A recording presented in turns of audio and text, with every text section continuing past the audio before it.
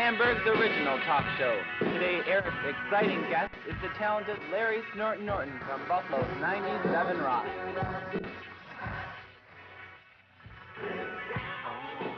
Welcome to Late Morning. Today we have with us Larry Snorton Norton from 97 Rock. I'd like to welcome you to today's show. Thanks a lot. First question is, how did you get started in radio? How did I get started in radio? It's not something that you decide one day, like, I think I'm going to go into radio. In fact, a long time ago, when I was 12 years old, somebody had given me a tape recorder. And I used to do fake commercials and pretend I was a DJ. Sometime I'd have to play the tape of me when I was 12, introducing a Beatles song, and my voice was real high. Here's the Beatles! And it was like that. And when I was in high school, just like yourselves, we had a radio and TV station, and I did that.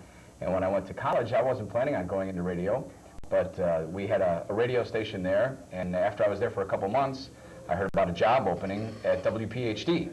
And I was 19, and I applied for it, and I was lucky, and I got it, and I've been in radio ever since. Where were you educated? Educated. I wasn't educated. I went to Amherst High School, though, and so you can laugh. It's okay. I feel better.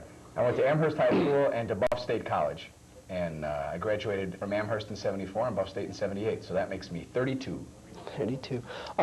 What do you think is the major difference between radio and television? I actually majored more toward television in college, but the thing about television is, and no offense to any of this, because this is a great experience and it's fun, for the most part, radio for me was more fun and it's more spontaneous. If I get an idea to do a comedy bit or something, I can get a sound effects record and change my voice and do something and do it instantly. You know, Gorbachev is coming to the United States. I go, we ought to do something about him coming. So I made up this thing about Gorbachev's greatest hits to Christmas carols. And we did it, and it was on the air the next morning. If you wanted to do something like that on television, like Saturday Night Live or something, there's so much more involved. As you know, there's lights and, you know, fancy set like this and everything. So there's a lot more involved in it. 97 Rock was off the air for a while. And about 3.5 years. 3.5 years. What did you do during that 3.5 years? I've kind of tried to block it all out of my mind. I went to Rochester. And I was going to get out of radio because I was bummed. I worked at PhD for 5 years, and I worked at 97 Rock for 5 years. I had a wife and a house and kids, and one day they just came in and fired everybody. It's the classic, you know, we're changing format, the station sold, you're all fired. And, you know, we were really shocked. We had absolutely no idea that that was going to happen. And I was going to get out of radio, but I heard about an opening in Rochester at a station real similar to 97 Rock. It's called WCMF. And they had just hired a guy to do mornings there, who was a real character, but didn't know much about radio and mornings, so I went and worked on his show, and I did all the different voices and stuff.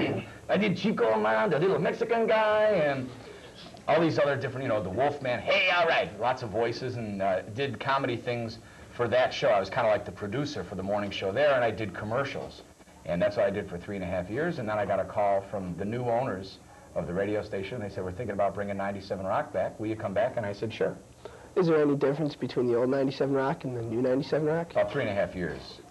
Other than that, other than the fact that we've all gotten a little bit older, I mean, in 3.5 years, we kind of grew up, and the neat thing is that our audience grew up, too. People that used to listen still listen, and they're 30 years old, and they've got kids now, so we can kind of relate to the audience. And the music is pretty much the same. It's now, I mean, obviously we're able to play things that are out now, as well as old things that we used to play. You know, the one thing the radio station tries to do musically is play old things like Beatles and Led Zeppelin and Stones, along with brand new stuff, too, from Guns N' Roses and Pink Floyd and stuff, where there's the radio market in Buffalo kind of got stale while we were gone. Nobody apparently tried to take our place, which was good for us, because it was, they did this research in that, and we were able to come back and fill that void that was apparently there. And we try to play, you know, the old music and the new music, too, where every other station in town right now that's trying to play rock and roll is all classics. You know, all they play is old stuff. The new record comes out, right, you got to wait for a year for they'll play it. It doesn't make any sense. Well, what do you like best about living and working in Buffalo? My family was here. You know, we did that TV commercial where Russo and I talked about being back and how it was good to be home. It's true. My mother and father and my sister and grandmother and my wife's family and all the folks I went to high school with and college are all still here. So although Rochester wasn't that far away and we were back an awful lot, Buffalo really is our home. So it really was good to come back. It's like I never left already. Okay. You were on the air for a month straight. What was that like? I mean, The actual record, the TV commercial was done without me knowing it. And now the big question everybody asks is, are you going to break your old record? You know, because we had the commercial for the gas sale, and then we did, you know, the gas sale. And now this one's on about, yeah, I remember listening to Snort Norton and stuff. And actually the record was 20 days. That was the Guinness record, was 20 days and 4 hours or something. And I just looked at the new Guinness book yesterday at the mall, and they don't print the category anymore. So to try and break the record would be kind of silly because they won't even put it in the book. So. What was the funniest thing that ever happened to you while you were on the air? This is probably the funniest thing that's ever happened to me, being on the air right here. I don't know. The funniest thing, we did something kind of neat a few weeks ago where we did Thanksgiving on the Mayflower. We've had Playboy bunnies on the show. Hopefully every show is always fun. No one particular show or thing ever stands out. One of the neatest things I ever did was the police marathon. I stayed on the air for 10 days to get the police to come to town. Real quick, that was the thing where they were supposed to come on tour and stop in Buffalo, and they didn't. So I said I would go on the air until they came, because we thought that within a day or two we could convince them. Well, it ended up I was on the air for 10 days, and they said that we wouldn't come to town. And finally, they canceled their shows in Alaska to come to Buffalo because they said, Sting said, what's the difference between Alaska and Buffalo anyway? So that was kind of cool. What do you consider the highlight of your career? Other than this? Yeah. Highlight of my career. Probably when I did the Guinness record. I did like 3 record-setting things. I did the Guinness record where I stayed on the radio for 20 days, and I did the police thing where I got the police to come to town, and I got to meet them, and that was neat. And I like seeing bands and meeting them just like anybody else. And I did a record on a Ferris wheel at Darien Lake where I spent 40 days on a Ferris wheel at Darien Lake. God, that was fun too. And all those things were kind of neat. But it's because of things like that that people remember me. I mean, if I was just another guy on the radio just doing the time and temperature, people wouldn't remember me. But because I did all those things, people remembered me, and that's why they asked me to come back.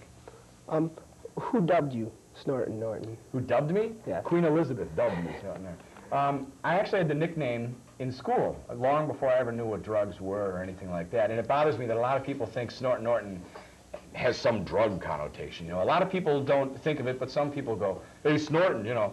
It really doesn't have anything to do with that. I've told the story a lot, but my father and my sister and lots of people named Norton end up getting the same nickname just because it rhymes. So it has nothing to do with drugs. I don't do drugs. You don't need to do drugs, and that takes care of that.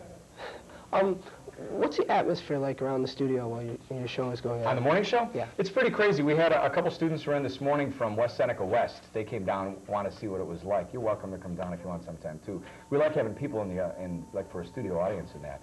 But it's kind of hectic. Lots of times when you listen, you know, you don't see, like in a TV studio, all the stuff going around behind the scenes. But we certainly try and have a lot of fun, and it's like if we get an idea, we do it, you know. We go, let's call Jessica Hahn. You know, we do it.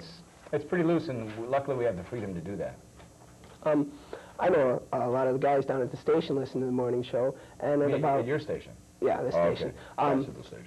And every day around 5 to 9, you let the lobster loose, and we'd like to know, where did this start? Where did it start? We used to do it before, when the radio station was on the air before. We didn't do it as like, it's time to let the lobster loose and get out of here. It was just a goofy little thing that we drop in, like we do, you know, bits from comedy albums and, you know, from the movie Airplane, and just, you know, we try to come up with doofy little things that we can drop in just to make you laugh.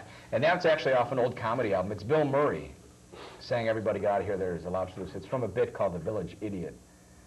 And so we just do that. I used it in Rochester, too, and it kind of became like the station's mascot. We don't really intend to do that here, but it's just another goofy little thing. And when you do things like that, people remember them. People latch on to them, and, you know, they identify the show with it, and it's fun.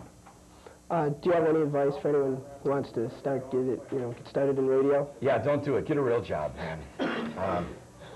You know, I've been pretty lucky, but I mean, like of all the kids I went to Buff State with, to college, I mean, it's tough to get a job in the business, but I'm convinced in anything in life, if you want to do it, you can, if you want to do it bad enough.